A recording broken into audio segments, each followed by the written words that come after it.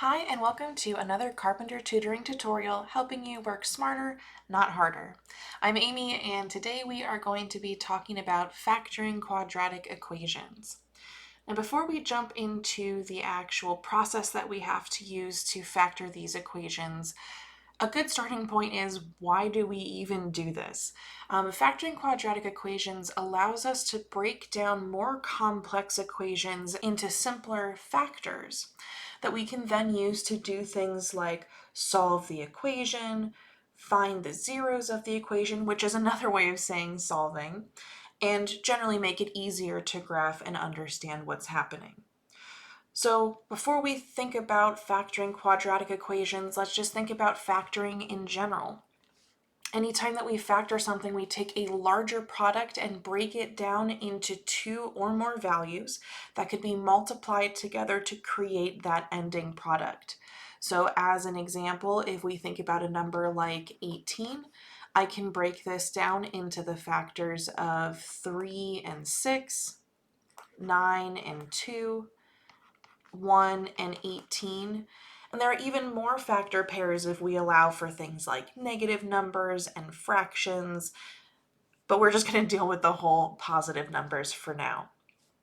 So the way that we've broken down this 18 into different relationships shows us how we can go from larger values that may be less comfortable down to smaller values that are a little bit more familiar and therefore a bit nicer to work with. So for example, I may not love multiplying something by 18, but multiplying it by 3 and then by 6, because 3 and 6 are a factor pair for 18, might be a bit better.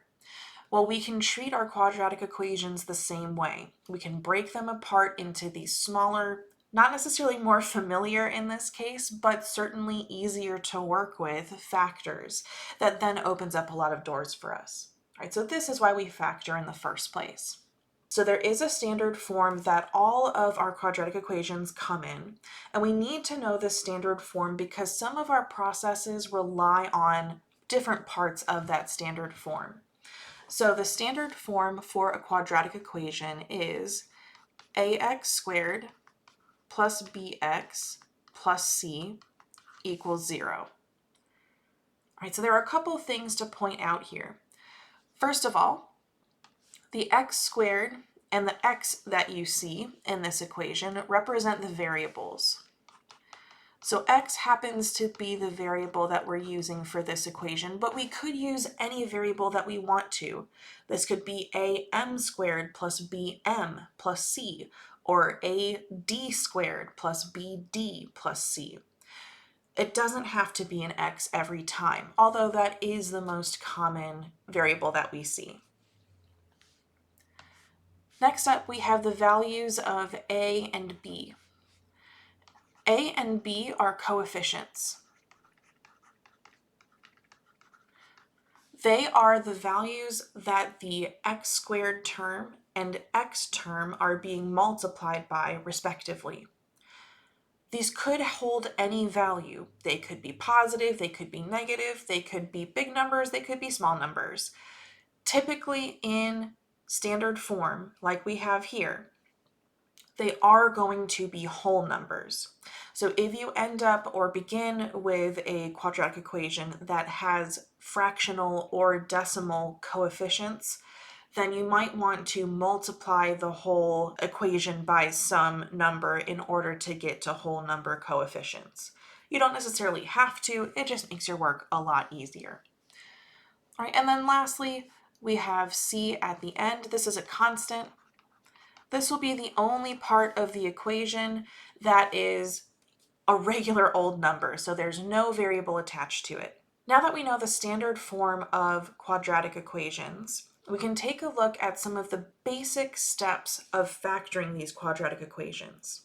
So the very first thing that you want to do when you are factoring a quadratic equation is make sure that your equation is set equal to 0.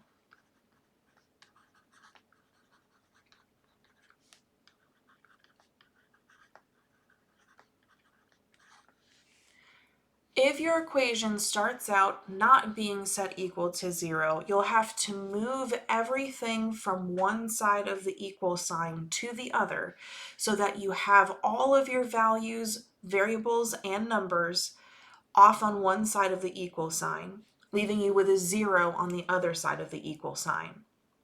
We cannot factor appropriately or correctly until that is true. So once you've reworked your equation to a point where it's set equal to 0, the second thing we need to do is look for a greatest common factor. To do this, we'll want to look at the values a, b, and c. If you find that a, b, and c in your equation all share a common factor, you can divide that factor away. Now there's a caveat here. If the factor is just a number, let's say that we had a, b, and c values of 2, 4, and 6 respectively, I can divide that away on both sides and just have the number go away, because that would leave me with dividing by 2 on both sides. On the left-hand side, if we had that 2 out in front, it would just go away. But here on the right-hand side, 0 divided by 2 is still 0. So it makes the right-hand side unchanged. That means we can just remove that common factor of a number from both sides of the equation, really just from the left side. On the other hand, if your greatest common factor is itself one of your variables or a different variable, we can't take it away from both sides. That's because let's say that we were taking a y out of this equation. If I were to divide both sides of this equation by y and simply remove the y from the left-hand side and have it be gone from the equation, 0 divided by y should still be 0, but I can't just get rid of this y because I don't know what its value is. So instead of having y on this side as part of a fraction, we leave it on the other side. So we take it out, almost undistributing it from the rest of the equation. So the takeaway here, you want to take out a greatest common factor to get your equation down to the simplest form possible. If your greatest common factor is a number, you can simply remove it from the equation, remove it from those coefficients and the constant c, and carry on with your work.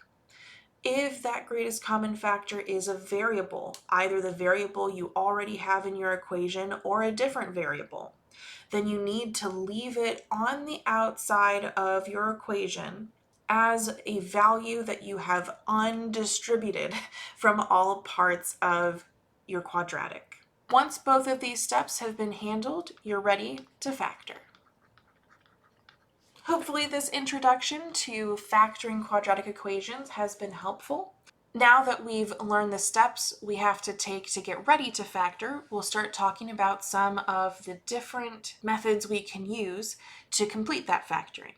From here, I recommend checking out my videos about factoring in magic numbers format, factoring difference of squares, and factoring by grouping. There are also some other tips and tricks along the way, so thanks for checking them out with me.